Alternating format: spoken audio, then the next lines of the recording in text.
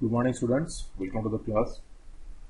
Today's keywords are mold, mold material, and types of molding.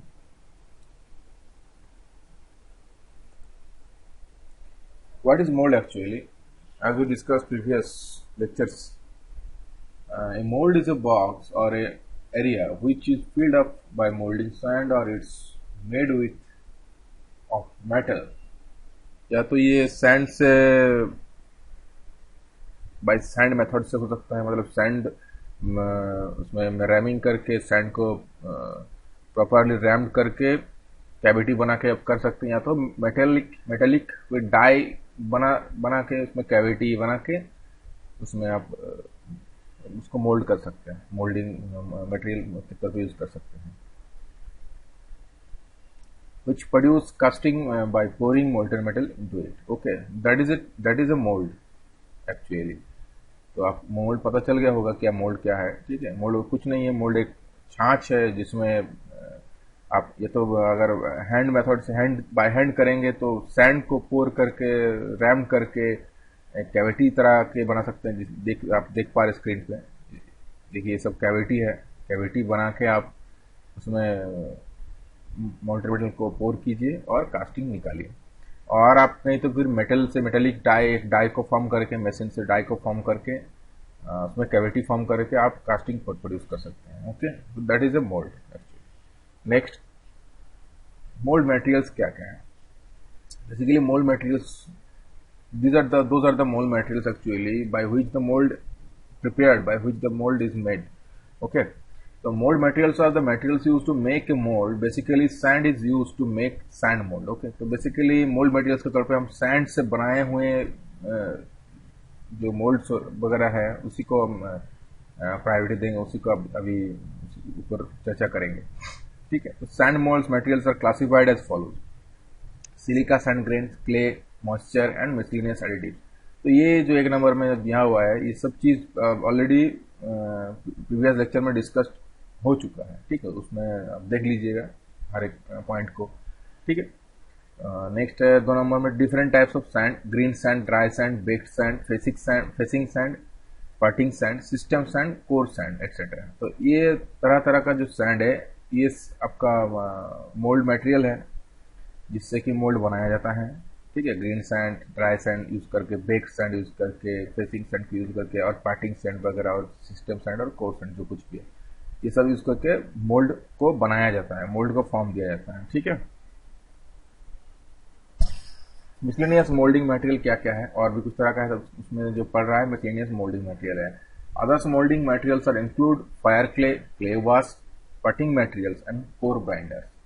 तो जो कि previous discussed हुआ था कि जो आपका यहाँ पर देख पा रहे हैं कि सिलिका सैंड ग्रेन्स है, क्ले है, मॉइस्चर है, मिसलिनियस एडिटिव्स है.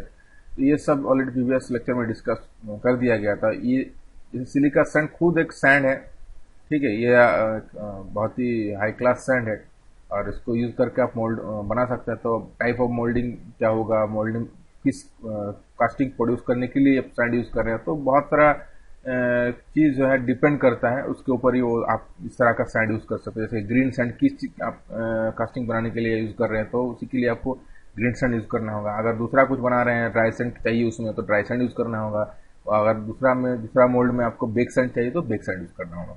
तो इसमें क्या है, मिसलेनियस मोल्डिंग मटेरियल में और एक कुछ एडिटिव्स है, कुछ चीजें हैं जो कि सैंड में ऐड किया जाता है और सैंड को फॉर्म करने के लिए, प्रॉपर मोल्डिंग सैंड बनाने के लिए ये सब यूज किया जाता है. इट्स फायर क्ले क्या है? It's a mineral product consisting of hydrated aluminium silicate and it's comes from the same source that A sand does. Okay, जहां से मोल्डिंग सैंड आता है उसी में से इसको कलेक्ट किया जाता है फायर क्ले. ठीक है, फायर क्ले एक्चुअली जहाँ पे हाई टेम्परेचर हो, मोल्टेन बहुत ही ज्यादा हाई टेम्परेचर हो, बहुत देर तक वो समय लगेगा हम जहाँ पे जिस मोल्डिंग और जिस कास्टिंग में, थोड़ा मतलब ऐसा नहीं कि 1 सेकंड में हो गया सॉलिडिफाई, और जहाँ वो वाला में नहीं लगता है. लेकिन जहाँ पे बड़ा बड़ा कास्टिंग हो, जहाँ पे समय लगता है थोड़ा, ठीक है, सॉलिडिफाई होने में, उस तरह की कास्टिंग में, उस तरह की कास्टिंग प्रोड्यूस करने में ये फायर क्ले यूज किया जाता है. ठीक है, ये थर्मल स्टेबिलिटी बनाए रखते हैं उसमें। The purpose of using fire clay is that it offers a good bond when mixed up with burnt sand. ठीक है, और भी क्या है इसमें, ये बार्न सैंड मतलब जला हुआ जो बालू रहता है, जो सैंड रहता है, उसमें अगर जब मिक्स्ड अप करेंगे इसको तो बॉन्डिंग अच्छा क्रिएट करता है। नेक्स्ट क्या है, clay wash. Clay wash the mixture of fire clay and water.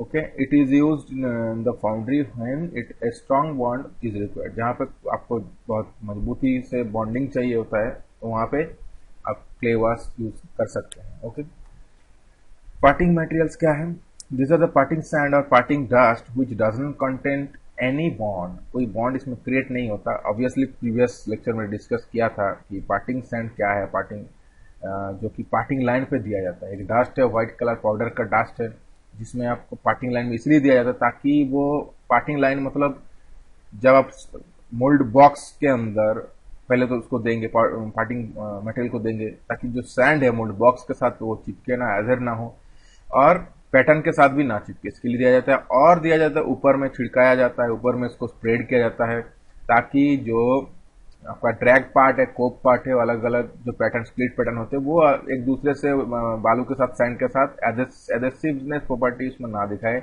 और एधरिंग ना हो, इसके लिए, इससे बचाने के लिए पार्टिंग मटेरियल्स को दिया जाता है। A non-silica parting compound made from powdered phosphate rock is the material that is widely used as a parting dust. Okay, this is applied on the parting line or joint of the mold. It prevents the molding sand from adhering with mold box or pattern. तो mold box से चिपकने से बचने के लिए और pattern से उसमें एधरिंग ना होने के लिए इसको दिया जाता है ताकि इजीली वो विथड्रॉ हो जाए, इजीली वो जो कैविटी से अगर मानी पैटर्न को उठा रहे हैं, अगर ठीक आप इजीली विथड्रॉवेल नहीं होगा तो क्या होगा, ऑब्वियसली जो कैविटी है वो डिस्टोर हो सकता है। ठीक है, इसीलिए पार्टिंग मटेरियल का यूज किया जाता है। बाइंडर क्या है, they are classified and as inorganic and organic, दोनों तरह का होता है। आप इनऑर्गेनिक भी होता है और ऑर्गेनिक भी होता है। कंपाउंड, दो तरह का कंपाउंड होते हैं। Inorganic binders are the clay, cement, gypsum, जिसमें Paris, plaster of Paris, cement, also it says cement, sodium silicate, brown coal SS, मतलब जो ये तरह तरह का जो पार्टिकल्स है, प्रॉपर्टीज है, जो कि इनऑर्गेनिक बाइंडर के तौर पर यूज किया जाता है। Next, organic binders include carbohydrate, molasses, various types of oils, peaches, natural resins,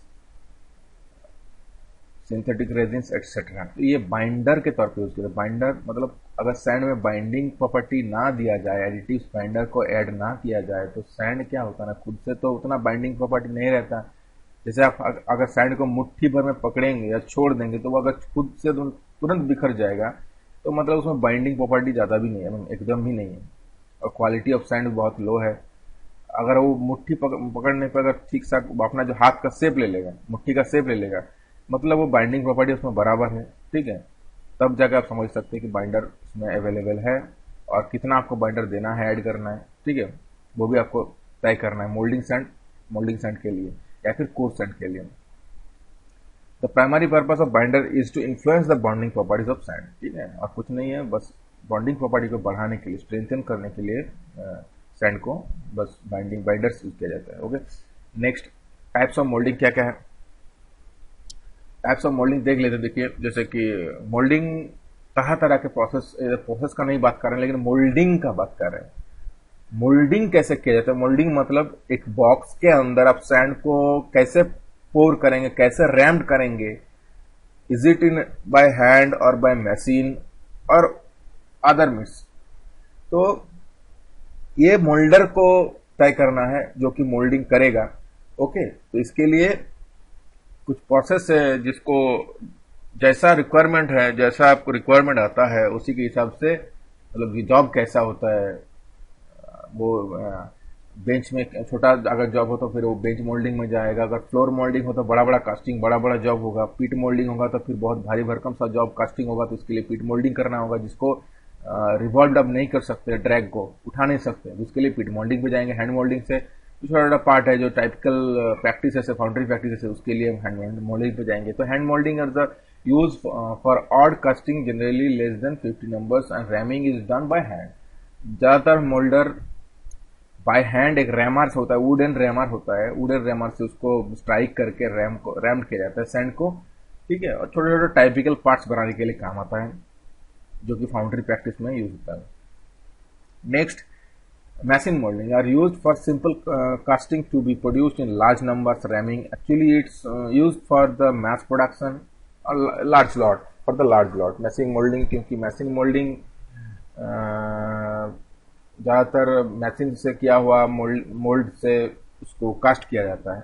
okay, machine से जो जो कुछ बनाया जाता है, मोल्डिंग किया जाता है, उसके लिए लार्ज लॉट प्रोडक्शन के लिए यूज किया जाता है। Rhyming is done by machine और सो रिक्वायर लेस टाइम।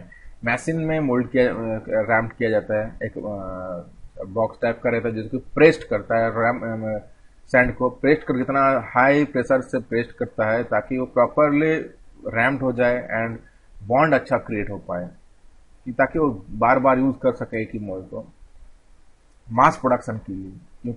क्योंकि जब मशीन से मोल्ड करेंगे तो उसको तोड़ना नहीं होता है, ठीक है। और फिर हैंड मोल्डिंग में क्या होता है, एक प्रोडक्ट बना लिए, फिर उसको रैम्ड सैंड को तोड़ दिए, फिर से उसको रैमिंग किया जाता है, फिर से उसको मोल्ड में दूसरा प्रोडक्ट, दूसरा कैविटी फॉर्म करके उसको बनाया जाता है। तो इसमें मशीन मोल्डिंग में वो नहीं होता। मशीन मोल्डिंग से मैस प्रोडक्शन के लिए यूज किया जाता है, लार्ज नंबर ऑफ कास्टिंग बनाने के लिए।